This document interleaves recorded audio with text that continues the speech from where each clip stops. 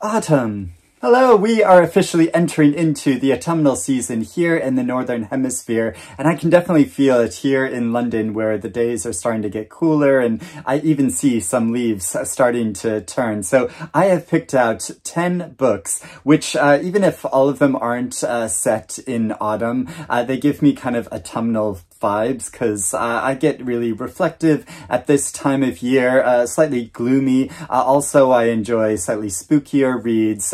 So I want some good books to kind of stay inside and bunker down with a cup of tea and some good baked treats. So today I have for myself a slice of banana bread and this tea. It is a Yorkshire malty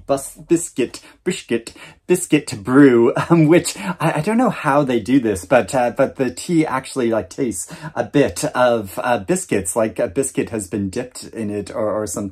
It's not sponsored. I just like really enjoy this this new tea, and it kind of ties in with one of the books that I'm going to be talking about later, which is set in Yorkshire or on the Yorkshire border. So I'm going to discuss all these books, but I'd love to know if you have read any of them, if you would recommend them, or if you want to join me in reading some or all of these books, or if you have a set TBR list yourself for the autumnal season. I would love to hear about that in the comments below. So first off, there's a novel which is a kind of novel slash like fairy tale about a boy who travels, goes on a journey trying to recover another child who's been kidnapped, and it's called Boy with a Black Rooster by Stefanie Schulte. And this was a German novel, and the boy, as he goes on this journey, also is accompanied by this rooster who's a kind of constant companion to him. And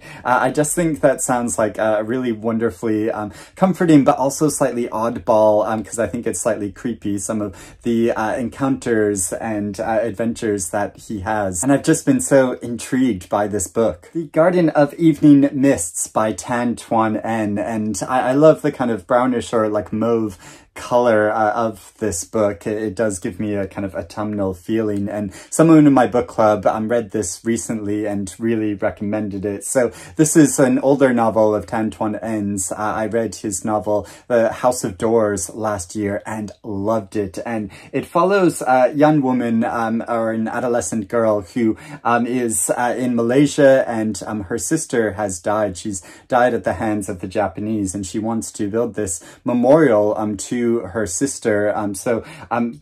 Meets a man who was the former gardener for the Emperor of Japan, and learns from him the techniques of gardening and to create this memorial to her sister. But in doing so, she explores like both her personal and family past and the history of her country, and it just sounds like a beautiful book. Another very short recent novel that deals with familial history is Rosarita by Anita Desai, and this follows a young woman who has traveled to Mexico and is sitting on a park bench, and she encounters someone who says, I knew your mother, because she recognizes her as the spitting image of her mother, and how her mother traveled to Mexico to study art and become an artist. And the daughter says, no, that wasn't my mother. My mother never did that. But the woman is insistent that she is. And so it sounds like an intriguing mystery, as well as a really meaningful family story. And it's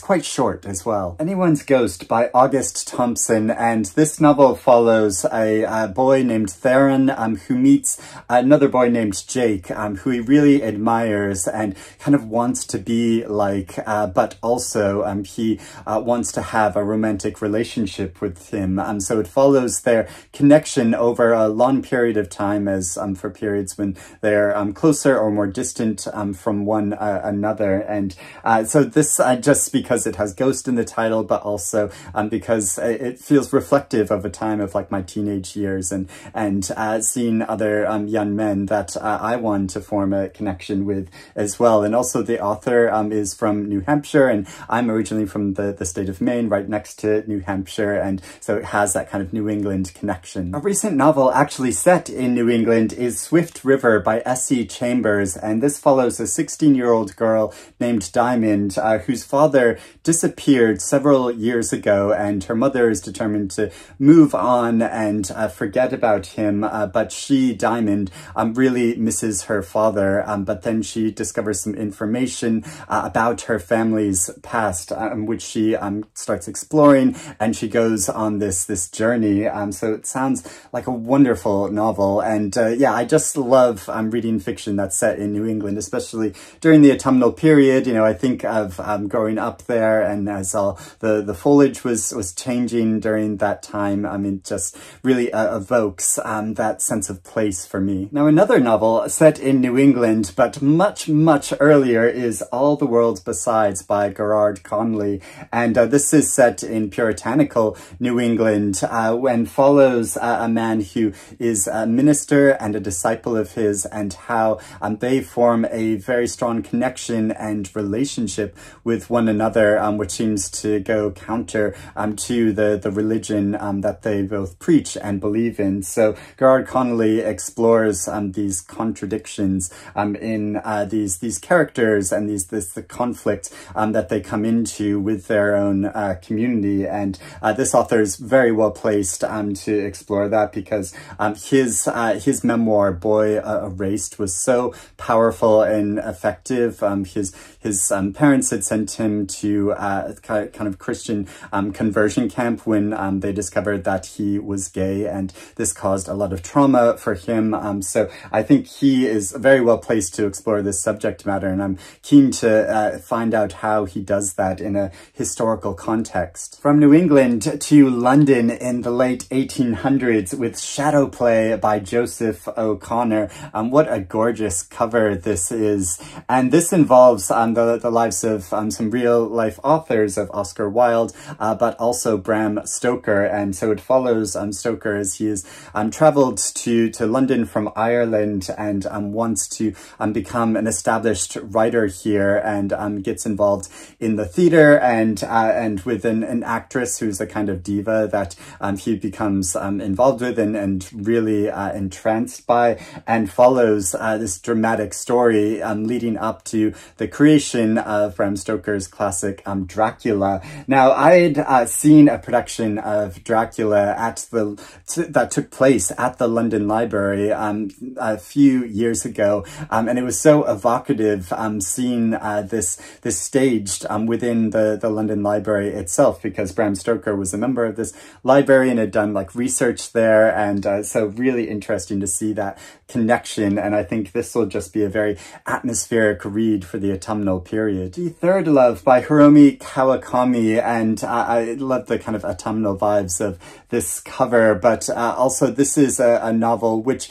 is set in modern times, but also involves different historical periods, because it follows a contemporary woman who is having issues in her marriage because of an infidelity, and so she is very melancholy because of this, but then she meets a man who trains her to be able to transport herself back mentally to different periods of time through fantasy. And so she goes back to the 17th century and imagines her life playing out as a courtesan, or in the Middle Ages as a princess, and this helps her to think through and rationalize how she should deal with and progress with her life in the present. And finally, I have a couple of books which haven't been published yet, but the publishers have kindly sent me copies in advance, and they have real kind of Halloween vibes. So the first is a collection of short stories called Haunted Tales by Adam MacQueen, and these stories are some of them are more fantastical, some are more realistic, but they all sound very atmospheric. One takes place on a remote Scottish island, one is set in the north and kind of the frozen lands, and the author has a lovely story behind these stories, in that for many years, instead of sending out Christmas cards, he sent to his family and friends a ghost story that he's written. And so some of these stories are from those periods of time and those different years of creating these stories to send out for friends rather than cards, which is such a great idea. And finally, there is Andrew Michael Hurley's new novel, Barrowbeck, which is set in a fictional village on the Yorkshire-Lancashire border, and follows the people of this village as they work and toil to survive, but there are dark and sinister things going on and unholy things going on underneath the surface of life in this village, and they gradually come to the surface. And Andrew Michael Hurley is so skilled at creating such a sense of atmosphere, especially for this kind of like rural sort of Wickerman style of like sinister things that are going on beneath the surface of seemingly like idyllic villages out in the countryside. I loved his novel The Lonely, and was very privileged a number of years ago to interview him alongside some other authors, and he was a real like success story. When The Lonely was first published by a small press, and there were only 300 copies of it, but then it became this kind of cult and then this massive popular hit. And so yeah, I really enjoy reading his extremely atmospheric fiction. I think it'll be especially good for the autumnal period. So those are the books that I'm hoping to read over the next few months. Like I said, I'd love to know if you want to read some of these alongside me, or if you have read any of them. Let me know your thoughts in the comments below, or if there are any other autumnal reads that you are looking forward to getting to. But I'm going to finish my cup of tea and my banana bread now, but I hope you're doing well and reading good things, and I will speak to you again soon. Bye-bye.